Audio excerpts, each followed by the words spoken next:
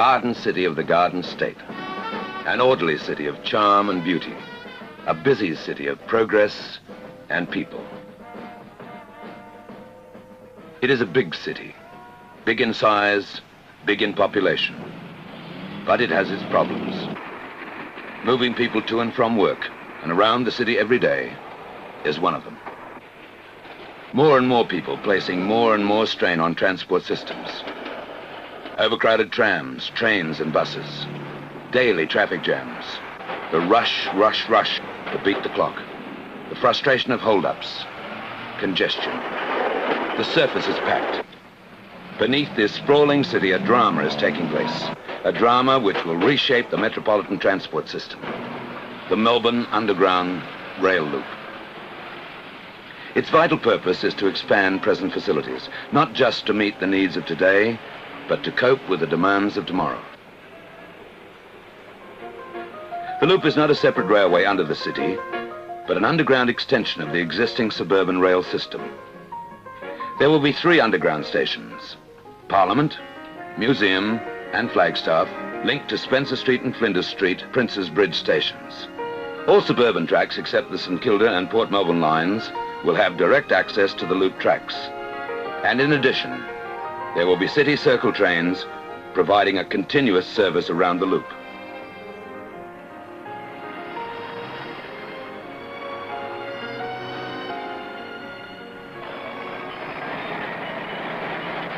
Train travellers served by 5 city stations will have convenient access to business and commercial houses and shops in the city and adjacent districts.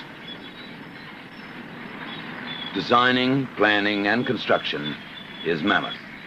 This is a cut and cover operation where a gigantic pit has been dug from the surface. The removal of buildings and the diversion of traffic was only the beginning to make way for the engineers and a task force of workers who are making a complex, ambitious and major investment into a reality. Construction of the loop started in 1971. It is changing the face of Melbourne. Tens of thousands of tons of earth have been gouged from the museum station site to make way for foundations and buildings.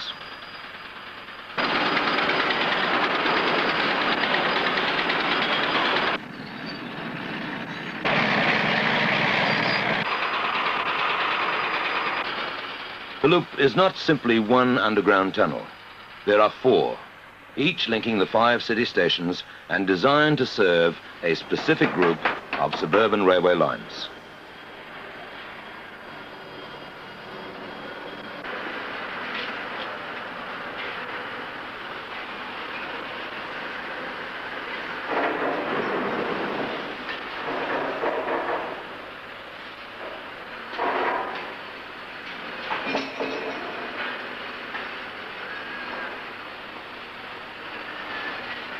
Already, real shapes are emerging.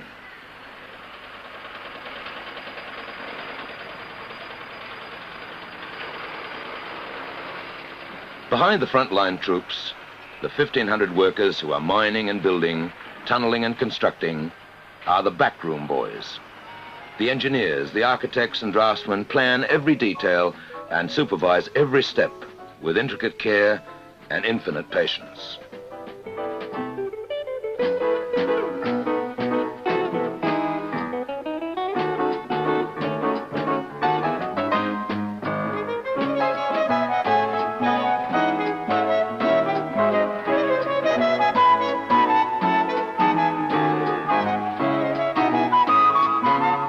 There is a universal fascination in trains, model or life-size.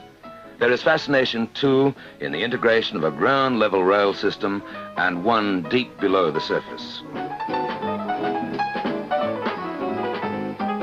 The top end of Collins Street is seeing changes, but around the corner, 38 metres below Spring Street, change is even more spectacular with construction of the lower platforms of Parliament Station well advanced. An architect's model highlights features of one entry to the city's transport system, a huge and vital investment in the future.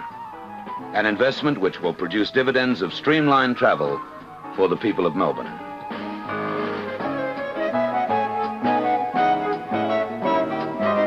Stations are as long as a city block, so placement of entrances and exits must suit the convenience of travellers.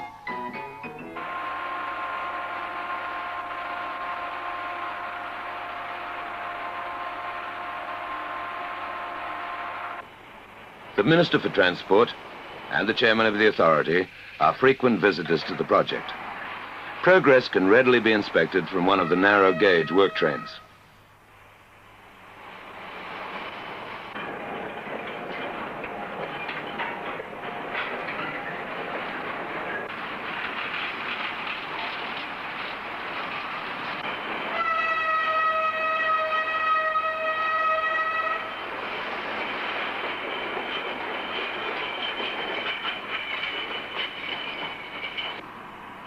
Flinders Street is seeing its share of change, including an overpass for 2 additional rail tracks.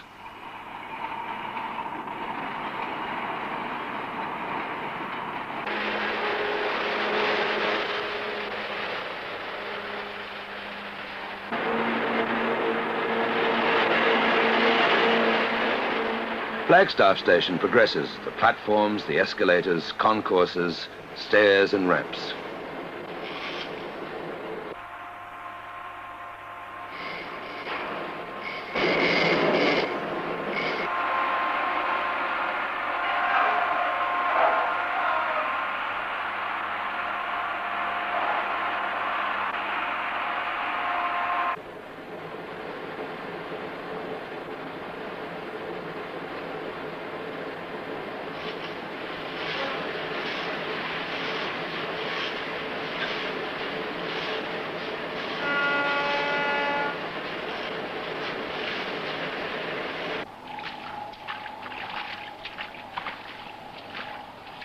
Deep underground, engineering skill, reflected in rugged symmetry, competes for attention with the work of the artist on the surface.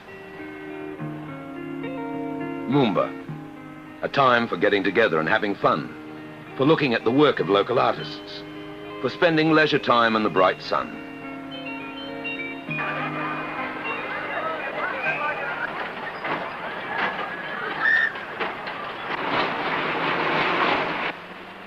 Only meters away, in the darkness below, rotating pick machines with teeth harder than steel continue an unrelenting drive toward the day of completion.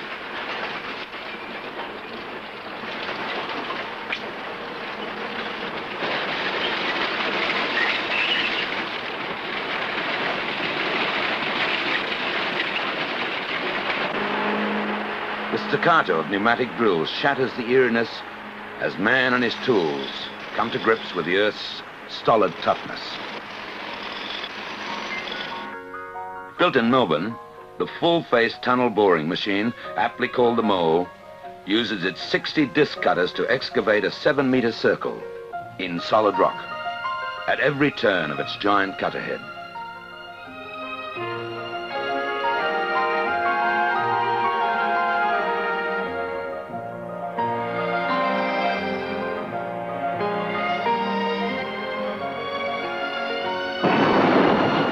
Breakthrough. With shattering force and a crash of rock, the Mole breaks through to the draft relief shaft.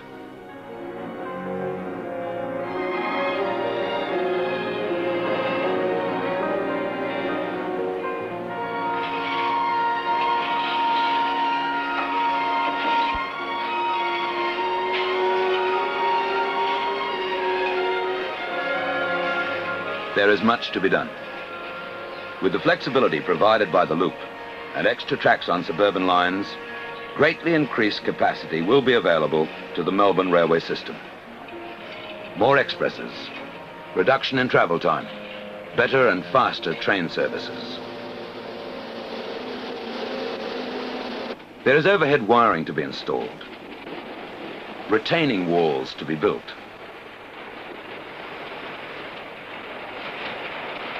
signal gantries to be erected,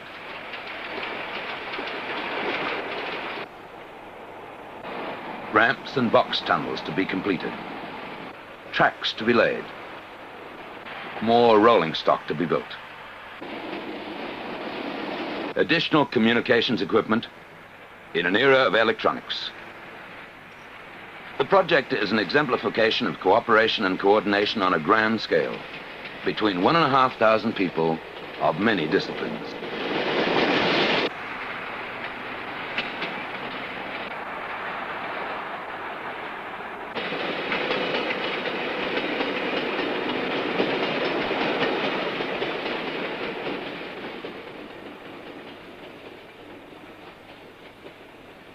A glimpse of the future below the surface for members of the public during a Melbourne Underground Rail Loop Authority open day.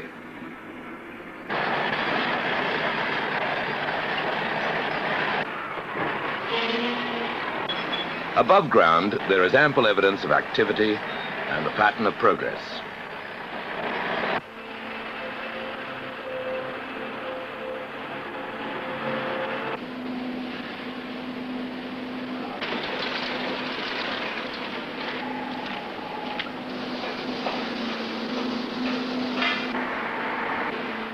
Machines rumble and dig and bite.